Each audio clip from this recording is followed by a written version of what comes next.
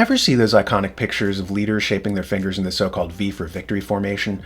Ever notice that it's the same symbol for air quotes, which we use to ironically express the falsity of an assertion?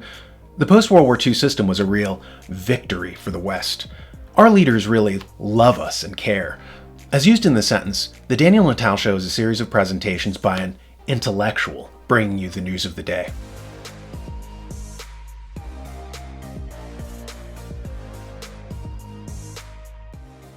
One of my kids went to the library and got the book Wicked, about the Wizard of Oz as told from the Wicked Witch's perspective. I didn't think much of it until I sat down to watch TV and saw an ad for the live-action Disney film Cruella. This came hard on the heels of their other villain-based franchise, Maleficent. Vox has an article entitled, "Why It's So Satisfying to Root for Disney Villains," in which we read, "Cruella is merely the latest example of Disney's enthusiasm for catering to the fans of bad guys, a stance it has increasingly leaned into over the last decade as it started to craft franchises around villains after defining itself by its princesses." Frozen's Elsa was originally intended to be the villain of that film, before the narrative shifted to make her the sympathetic anti-hero instead. Angelina Jolie headlined 2 live-action films exploring the backstory of Sleeping Beauty's evil dragon Maleficent in 2014 and 2019.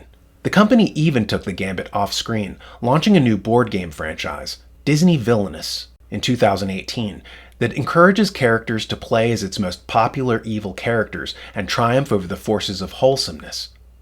This is, of course, part and parcel of Disney's decline after the death of Walt and its purchase by a new group of unscrupulous media barons, the same group who had the company's founder spinning in his grave when they inaugurated Gay Day at Disney World and hired convicted pedophiles like Victor Salva to make their films.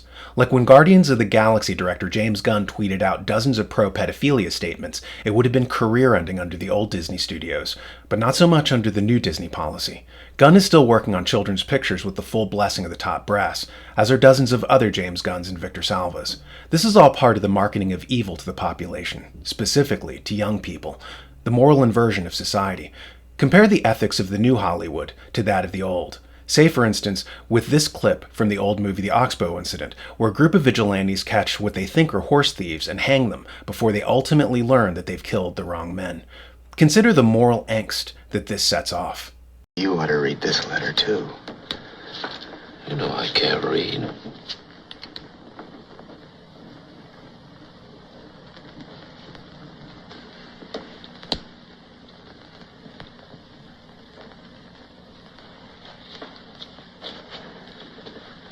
I'll read it to you. My dear wife, Mr. Davies will tell you what's happening here tonight. He's a good man and has done everything he can for me. I suppose there's some other good men here too, only they don't seem to realize what they're doing. They're the ones I feel sorry for, because it'll be over for me in a little while, but they'll have to go on remembering for the rest of their lives. Man just naturally can't take the law into his own hands and hang people without hurting everybody in the world, because then he's just not breaking one law, but all laws. Law's a lot more than words you put in a book, or judges or lawyers or sheriffs you hire to carry it out. It's everything people ever have found out about justice and what's right and wrong. It's the very conscience of humanity. There can't be any such thing as civilization unless people have a conscience. Because if people touch God anywhere, where is it except through their conscience? And what is anybody's conscience except a little piece of the conscience of all men that ever lived? Because if people touch God anywhere, where is it except through their conscience? A powerful quote, and a trenchant reminder that all humans have within them some spark of the divine.